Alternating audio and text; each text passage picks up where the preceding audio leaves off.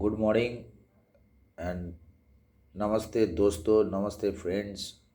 स्वागतम music electronics tips जो channel है मेरा, आपको आज दिखा रहे हैं हम।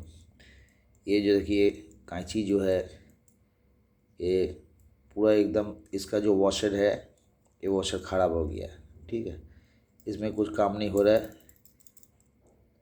देख लीजिए, ये जो है, ये जो पोर्शन, ये देखिए, एक इतना गैपिंग आ गया।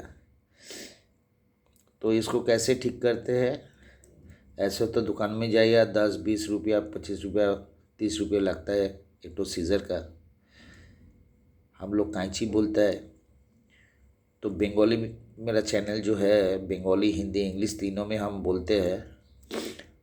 तो বন্ধুরা, বাংলাতে বলছি আপনাদেরকে, এই যে দেখছেন ঢিলা ঢিলা লাগছে আর এমনি হলহল করছে, মানে নড়বড়ে হয়ে গেছে, এই যে জায়গাটা দেখছেন এতটা গ্যাপিং চলে এসছে, অতিরিক্ত ইউজ করে করে এই জায়গাটা খালি হয়ে গেছে। দেখুন এটা কেমন করে ঠিক করা যায়। আমার হাতে আছে, দেখুন ব্যানা, এটা কমার্শিয়াল আছে, এতে কোনো অসুবিধা নেই। যে কোনো দুদিকের কাজ আলাদা হয়। ঠিক এই যে রিপিটটা আছে, রিপিটটা ঠিক এই জায়গাটা বসাবেন, ঠিক এই রকমভাবে। একটা এমনি বড় হ্যামার নেবেন, এই হ্যামারটাকে এই জায়গাটা লাগাবেন।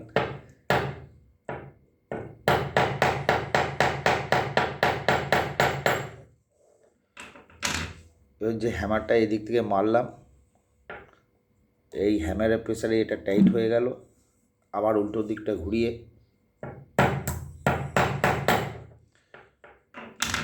বেশি জোরে মারবেন না, কাঁচিটা অনেক পাতলা।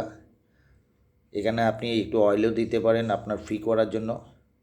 যেহেতু কাঁচিটা পাতলা, এই দেখুন ফুল টাইট হয়ে গেছে। এমনিভাবে আপনারা করবেন কি, হ্যামারটা রেখে বা কোনো এমনি ব্যানা রেখে ঠিক এইরকমভাবে লোহার মধ্যেই দেবেন, কোনো হাতুড়ির মধ্যে দেবেন না, লোহার মধ্যে দেবেন। দিয়ে এই জায়গাটা আর পেছনের জায়গাটা ভালো করে এটাকে পেস্ট করে দিন, ফুল টাইট করবেন। এই দেখুন, এবার আমার কাঁচি খুলতে চাইছে না। হ্যাঁ, এবার দেখুন ফুল টাইট। এবার আপনি এখানে যখন কাটবেন, কোনো জিনিস দিয়ে চাপ দেবেন, দেখবেন খুব সুন্দরভাবে এটা কাটা যাবে। মনে রাখবেন বন্ধুরা, এই যে রিপিটটা আছে, এই রিপিটেই কিন্তু মারবেন, ভুল করে এখানে মারবেন না, কাঁচি ভেঙে যাবে।